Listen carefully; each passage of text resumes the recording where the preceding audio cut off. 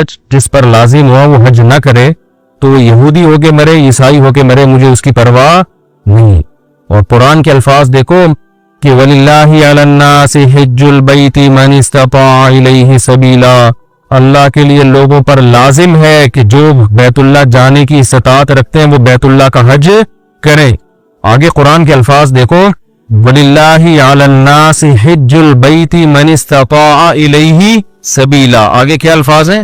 وَمَنْ كَفَرَ فَإِنَّ اللَّهَ غَنِيٌّ عَنِ الْعَالَمِينَ، جو انکار کرے گا تو اللہ تمام جہان والوں سے غنی ہے۔ کیا مطلب؟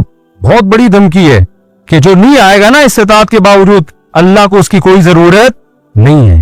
یہ جب دھمکی کے الفاظ واضح نہیں ہوتے نا، مبہم ہوتے ہیں، تو بلاغت کا قاعدہ ہے کہ یہ دھمکی چھوٹی نہیں ہوتی بلکہ بہت بڑی ہوتی ہے۔ تو اللہ کہہ رہے ہیں مجھے پھر تمہاری ضرورت، مجھے تمہاری کوئی ضرورت نہیں ہے۔ تو اسلام کا ایک رکن ہے۔ آج کیا ہوتا ہے، میں حج پہ جب گیا تھا افسوس کے ساتھ کہنا پڑتا ہے کہ سارے بڈیاں آ رہی ہوتی ہیں حج کے لیے۔ ٹھیک ہے، اللہ ان کو اس عمر میں توفیق دے رہا ہے، اچھی بات ہے، نہ آنے سے بہتر تھا کہ چلو اب آ گئے۔ میرے بھائی یہ جوانی کا کام ہے، سمجھتے ہو؟ جب جیسے ہی پیسہ آئے سب سے پہلا کام کیا کرو؟ حج کرو۔ اس کو ڈیلے کرتے ہیں، سارے کاموں سے فارغ ہو کر، بچیوں کی شادیاں، اپنی بھی 4 ٹوٹل مکمل، سوری غلطی سے نکل گئی، اپنی بھی شادی ہو گئی، وہ چیزیں میرے منہ سے غلطی سے نکل جاتی، اپنی بھی ایک شادی ہو گئی، اور پھر کیا ہے کہ وہ سارے بزنس سے فارغ ہو بلا کے جب اب کرنے دھرنے کا کچھ بھی نہیں ہے، بیٹھا ہوا ہے۔ کیا کریں یار، بوریت بہت ہو رہی، اور دخل بھی ساری قسطیں ختم ہو گئی، دیکھ لیا کوئی نئی سیریز بھی نہیں آ رہی، وہ ڈرامہ چل رہا تھا وہ بھی ختم، نئی فلم بھی دیکھ لی، ٹھیک ہے نا، سب کچھ ہوا کہ کیا کریں یار، اب بیگم کو مشورہ دو، چلیں حج پہ نہ چلیں؟ چلو ٹھیک ہے، کہاں چلتے ہیں؟ حج پہ چلتے۔ ٹھیک ہے بھائی، ہم جو بڑھاپے میں بھی جا رہے ہیں، ہم خدا نہ خواستہ ان کو برا نہیں کہہ رہے، نیکی تو جس عمر میں کی جائے، جب اللہ قبول کر رہا ہے تو ہم کون ہوتے ہیں؟ لیکن یار تم باقی تو سارے کام تم نے جوانی کے لیے رکھے ہوئے ہیں، حج تم مؤخر کر رہے ہو جب ارطغرل ڈرامے کی ساری قسطیں ختم ہو جائیں گی۔ بری بات ہے نا یہ، جب آپ اللہ کے حکم کو ویلیو نہیں دو گے تو اللہ آپ کو ویلیو دے گا۔ دیکھو حج آپ کی زندگی پلٹ دیتا ہے، تو زندگی پلٹنے کی ضرورت جوانی میں ہے، جوانی میں چینج ہو گئے، آگے خیر کا بہت زیادہ موقع ملے گا، بہت موقع ملے گا۔ در جوانی توبہ کردن شیوہ پیغمبری، جوانی میں توبہ کرنا کس کا کام ہے؟ پیغمبروں کا کام ہے۔ تو حج میں انسان بعض دفعہ زندگی چینج ہو جاتی ہے اس کی، جب وہ اللہ کے شاعر دیکھتا ہے نا، وہاں پہ کیسا لاکھوں کا مجمع منی سے عرفات سے نکل کے مزدلفہ، چیونٹیوں کی طرح لوگ ہوتے ہیں، کیسی ایک اللہ کی نشانیاں نظر آتی ہیں وہاں پہ، کیسا دیوانوں کی طرح بیت اللہ کا طواف۔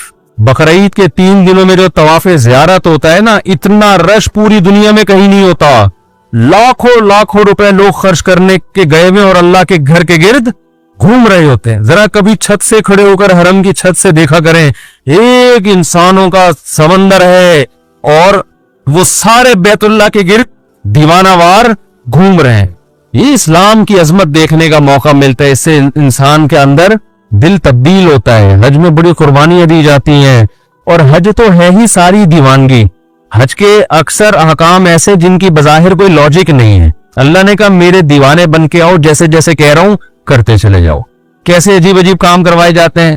سب سے پہلے ہم سے ہمارا لباس اتروا لیا، 3 پیس سوٹ اور ٹائی میں جو گھوما کرتے تھے، بالوں کی کٹنگ، اور ان کو 2 چادریں پہنائی جا رہی ہیں، اب انسان کے بچے بن کے آنا ہمارے گھر میں۔ اگر دیوانے ہو تو دیوانوں والا اسٹائل چاہیے، ابھی وہ جو آفس جس اسٹائل میں جاتے ہو نا، وہ والا اسٹائل بولو نہیں چلے۔ جو اللہ کے نیک بندے ہیں، جو اللہ کے حکم کے سامنے سر جھکانا جانتے ہیں، اللہ سے ان احکامات کی لاجک نہیں پوچھتے، جیسے شیطان نے پوچھا تھا نا کیوں سجدہ کروں میں آدم کو، وائے، تو یہ نہیں پوچھتے۔ ابراہیم علیہ السلام کو اللہ نے حکم دیا بیٹے کو ذبح کرو، یہ حکم بظاہر زیادہ اللاجیکل تھا کہ معصوم بیٹے کی گردن کاٹنے کا حکم دیے جا رہے ہیں۔ شیطان کو جو حکم دیا سجدہ کرو، یہ اتنا اللاجیکل نہیں تھا، لیکن شیطان نے کہا اس کی لاجک کیا ہے، میری سمجھ میں نہیں آ رہا، میں آنکھ سے بنا ہوئی مٹی سے میں کیوں سجدہ کروں۔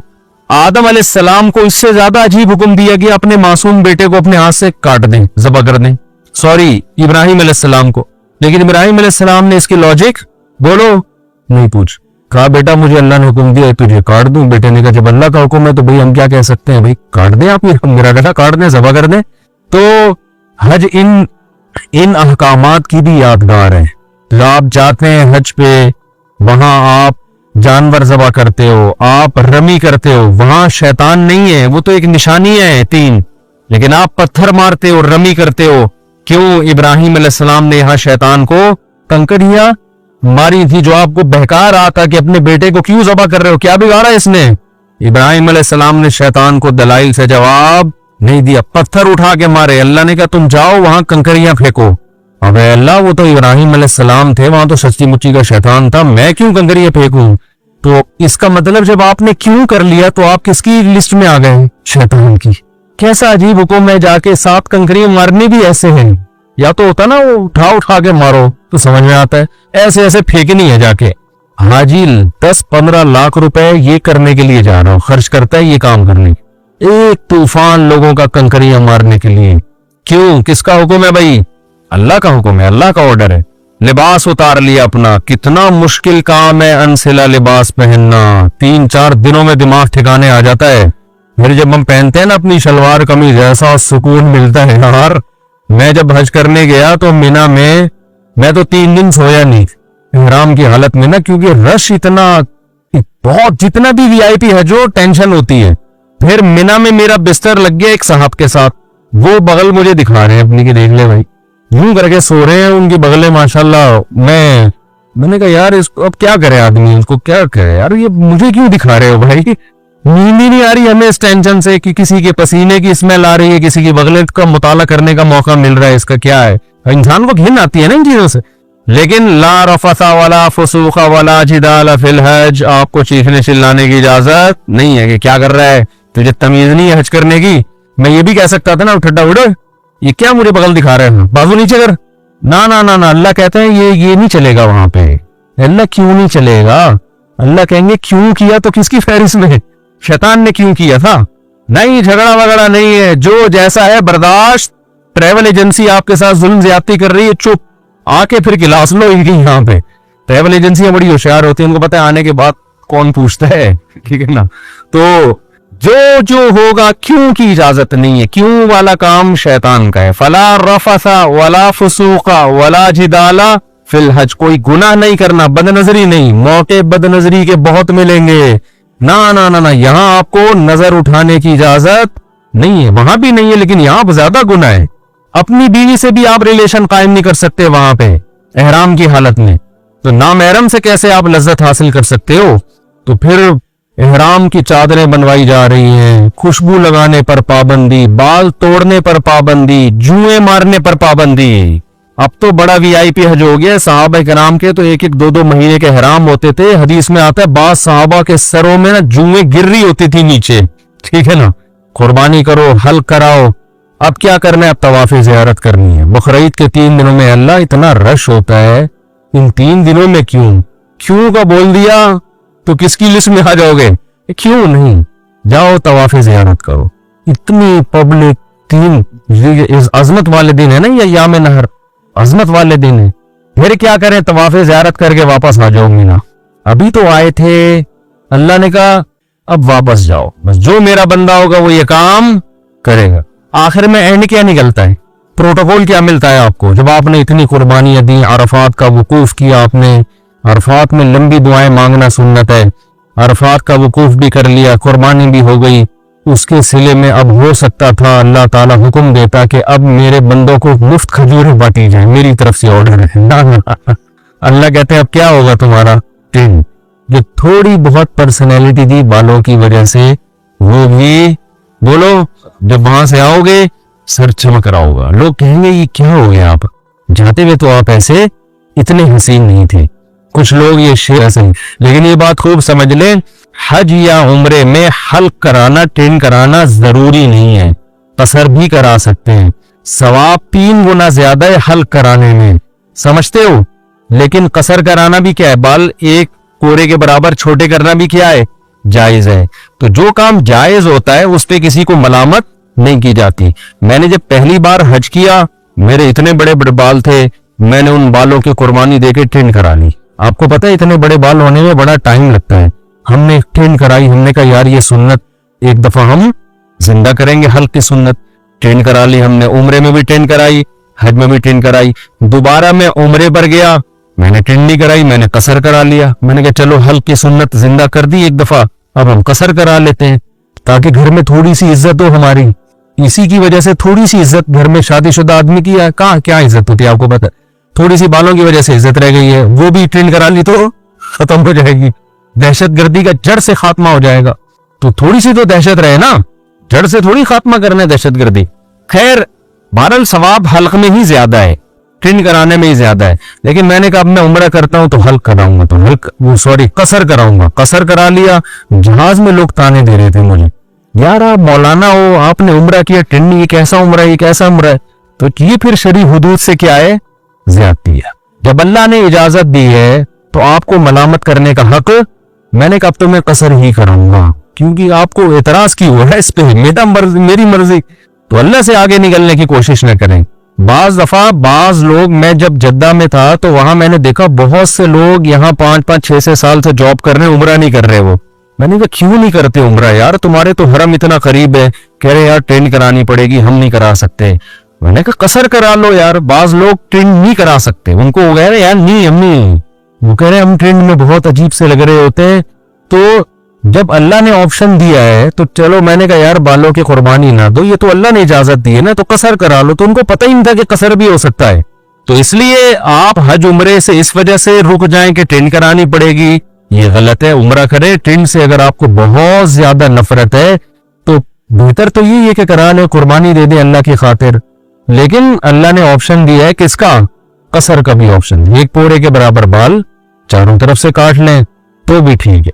سمجھتے ہو تو آئندہ اگر میں گیا تو میرا ارادہ ہے قصر کرانے کا, کہ قصر کرا لوں گا. تو ایسا نہ ہو میں عمرے سے یا حج سے آؤں, آپ بولیں یار یہ تو ویسے جیسے گئے تھے ویسے, آپ کو اعتراض کا حق نہیں. میرے بال, میری ٹرین, میری مرضی, میری جیب کے ریال پیسے, میں ٹرین کراؤں یا میں قصر کراؤں. ہو سکتا ہے ٹرین کرا لوں میں کہ یار قربانی دے دو, دہشت گردی کا جڑ سے خاتمہ, ایسی کی تیسی, بعد میں دیکھیں گے ہوتا کیا ہے. ہو سکتا ہے یہ بھی ہو جائے, ہو سکتا ہے قصر کر لیں. تو اپنے کسی کے ذاتی معاملات میں دخل انداز, کیونکہ میں پہلے جب عمرہ کیا نا, لوگ مجھے ہر آدمی یہ کیسا عمرہ ہے یار, آپ کے تو سر پہ اسی طرح بال لٹک رہے ہیں, یہ کیسا عمرہ ہے یار, یہ کیسا عمرہ ہے یار. تو اعتراض کرنے کی میرے بھائی اجازت نہیں ہے, یہ پھر بدعت ہو جائے گا. سمجھتے ہو, جس چیز کی اللہ نے اجازت دی ہے تو اس کو دیکھو. پیر جمعرات کا روزہ رکھنا سنت ہے نا, نہ رکھے تو آپ کیسے کیوں نہیں رکھا ہوئے بھائی سنت ہے ہی اس لیے کہ کوئی دوسرا طنز نہ کر سکے. یار رمضان کا چھوڑ دے تو آپ پوچھیں یار فرض ہے, یہ کیسے چھوڑ دیں, مسلمان ہو کے روزہ چھوڑ رہے ہو. سمجھتے ہو کہ نہیں سمجھتے؟ تو اس لیے میرے بھائی حج کے لیے پیسے جمع کیا کرو, حج پہ جایا کرو. یہ تو بڑی پیاری عبادت ہے, ایسی یونیک عبادت ہے. یہ دیوانوں کے لیے, اللہ سے محبت کرنے والوں کے لیے اس سے زیادہ ذائقے والی, لطف والی عبادت کوئی ہے نہیں.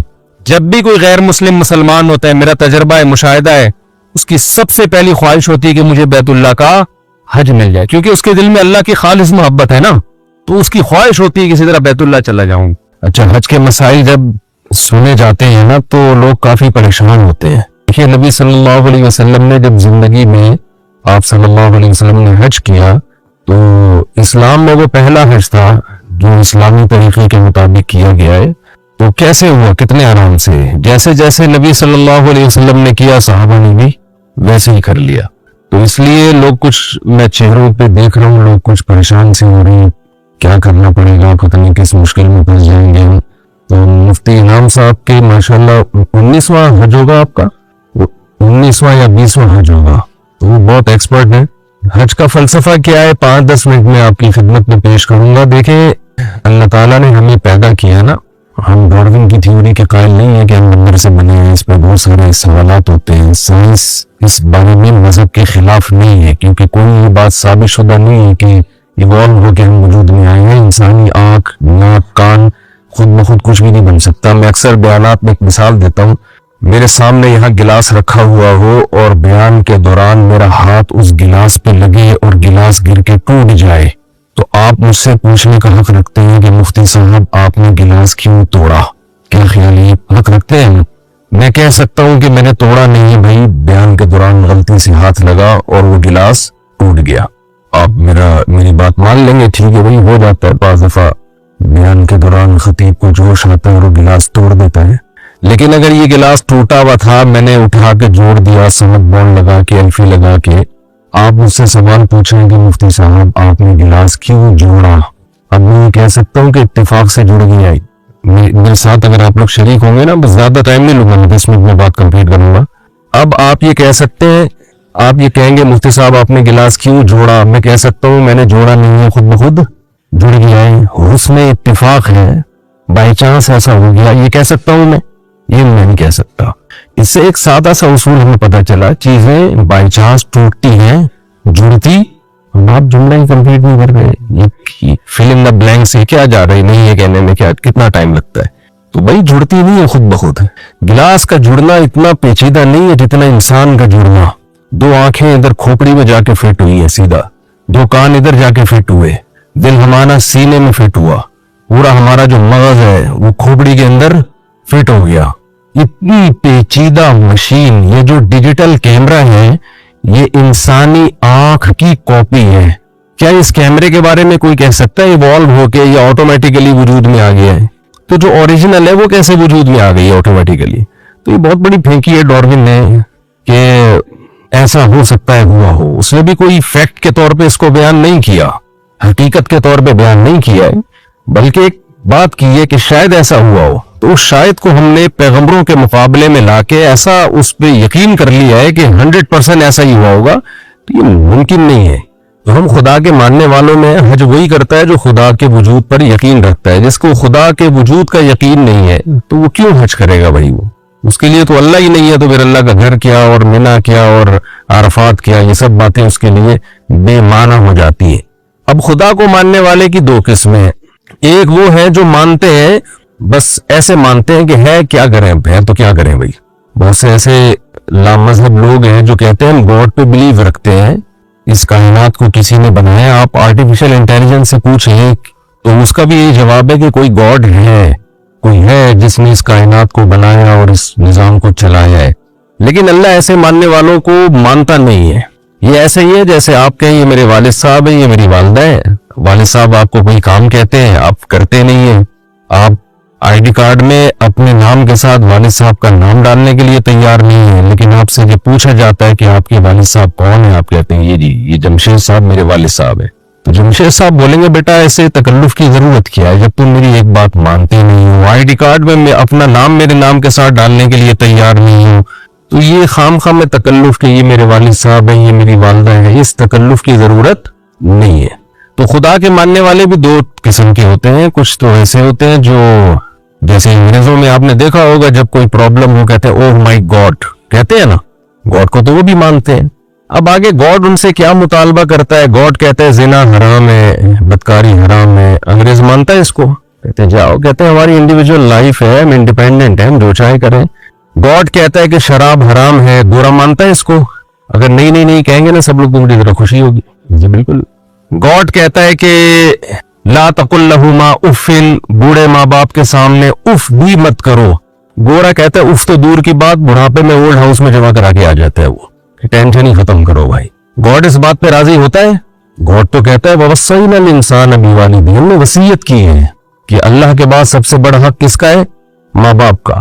تو گورے کا بھی گاڈ سے ایک رشتہ ہے جو نہ ہونے کے برابر. نہ وہ شراب کو حرام کہتا ہے، نہ وہ بدکاری کو حرام کہتا ہے، نہ وہ فیملی سسٹم کو اس کی کوئی ویلیو ہے ان کی نظر میں. چچا خالو پھپھا کا لفظ ہی ان کی مارکیٹ سے شارٹ ہو گئے ہیں. پورے رشتے ہی مارکیٹ سے، ان کی مارکیٹ میں ہر چیز ملے گی آپ کو، رشتے نہیں ملیں گے. تو اللہ جو ہے اسلام کی صورت میں جو اللہ نے ہمیں دین دیا، دین برحق دیا، اس میں 2 چیزوں کا نام ہے اسلام. کہ آپ کا ریلیشن، یعنی اسلام کو اگر آسان لفظوں میں ایکسپلین کیا جائے تو اسلام از دا نیم آف ریلیشن شپ. اسلام نام ہے ریلیشن کو قائم کرنے کا، کہ آپ انڈیویجول نہیں ہیں، انڈیپینڈنٹ نہیں ہیں. آپ کو پیدا کرنے میں کسی کا ارادہ ہے، پھر آپ جب پیدا ہوئے تو آپ کو پالنے میں آپ کے ماں باپ نے مدد کی ہے. خلق من الماء بشرا فجعلہ نسبا وصہرا. اللہ کہتے ہیں ہم نے ایک پانی سے بنایا اور 2 خاندان دے دیے تمہیں، ایک ددیال اور ایک ننیال اور ایک سسرال. یہ اللہ نے سسرال کا تذکرہ کیا، اگرچہ مجھے ڈر لگ رہا ہے کہتے ہوئے، لیکن فجعلہ نسبا، ایک نسب والا خاندان اور ایک بلوغت کے بعد سسرال والا خاندان. تو یہ ریلیشن ہے خاندان کا، اور ایک ریلیشن ہے خالق اور مخلوق کا. تو اسلام 2 چیزوں کا نام ہے کہ اپنا رشتہ اللہ سے بھی مضبوط کرو اور مخلوق سے بھی مضبوط کرو.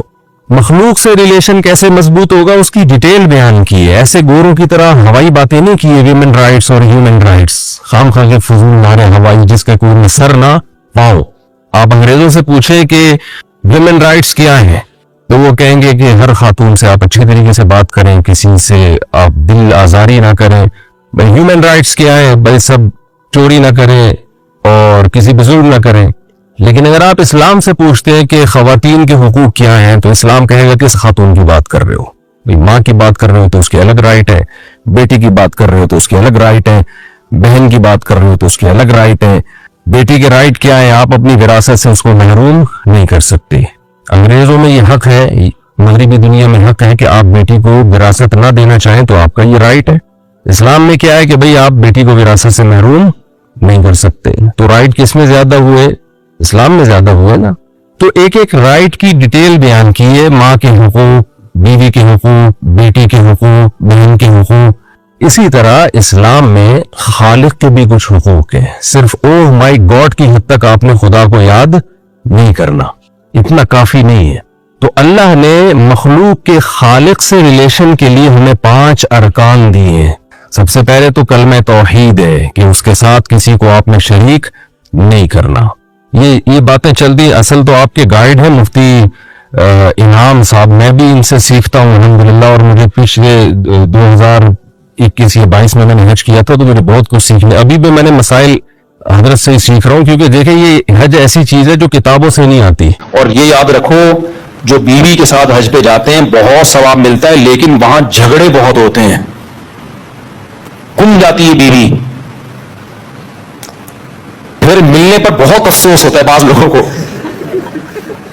آپ ایک دم سکتے میں آ گئے تھے نا کہ یار یہ تو خوشی کی بات ہے گم جاتی، اس لیے میں نے کہا کہ ٹینشن ابھی نہیں، ٹینشن بعد میں شروع ہو رہی. تو خیر، لیکن شریف لوگوں کو گھومنے پہ بھی بہت افسوس ہوتا ہے. تو بہت زیادہ جھگڑے ہوتے ہیں عرفات میں، مزدلفہ میں، کیونکہ سب تبے پہ بیٹھے ہوئے ہوتے ہیں ٹینشن سے. 5 دن نا احرام کے بہت ٹینشن میں ہوتے ہیں، جو 5 دن ہوتے ہیں نا بہت ٹینشن ہوتی ہے. طلاقیں تک ہوئی ہے وہاں پہ حج میں، کیونکہ اتنا بیوی گم گئی اور طواف میں غائب ہو گئی تو بہت ہوتا ہے. تو اس لیے بیگم کو ضرور لے کر جائیں، اس میں بہت ثواب ملے گا. وہ بیچاری بعد میں کس کے ساتھ جائے گی، لیکن یہ دماغ میں رکھ لیں کہ اپنے جذبات اور اپنی زبان پہ کنٹرول کرنا ہے. غصہ یہاں کے نکال دینا، کچھ نہ کچھ ایسا الٹا سیدھا ہوگا، آپ کی کھوپڑی گھومے گی اور آپ کا کبھی دل کرے گا میں اس کے ایک مکہ لگا دوں کھینچ کے میں یہ کر دوں. لیکن فلا رفث ولا فسوق ولا جدال فی الحج، اللہ نے کہا حج میں جھگڑا نہیں، کسی سے بھی نہیں ہے تو بیوی سے بھی نہیں. بس وہاں زر بڑا رکھو، بیگم جو مرضی الٹا سیدھا. بعض دفعہ خواتین کو بیچاروں کو پتہ نہیں ہوتا، وہ طواف کرتے ہوئے کہیں شارٹ ہو گئی. اب آدمی کہہ رہا ہے بھائی میرے ساتھ ساتھ رہنا، خواتین کو نہیں تجربہ ہوتا نا، وہ گھومتے گھومتے کہ میاں کا پرواہ ہی نہیں، اب میاں تلاش کر رہے، سب برقوں میں ایک جیسی ہوتی ہے، نظر ہی نہیں آ رہی ہوتی. اب وہ یہ تھوڑی پوچھے گا ذرا کائنڈلی. تو وہ بڑے مسائل ہوتے ہیں. یہ بہت یہ وہ واقعات ہیں جو ہم نے اپنی آنکھوں سے دیکھے ہیں. اتنا رش ہوتا ہے، 1 سیکنڈ لگتا ہے غائب ہونے میں. اب آپ طواف کرو یا بیوی کو تلاش کرو، اتنی ٹینشن ہے، 2 گھنٹے لوگ تلاش کر رہے ہوتے ہیں، گالیاں دے رہے ہوتے ہیں، کیا یہ کیا ہو گیا، ہوٹل گم گیا. اور پھر وہ عرفات میں تو پھر پیدل چل چل کے عورتیں جلدی تھک جاتی ہیں، وہ غصے میں ہوتی ہے. آدمی کہتے ہیں ایک تو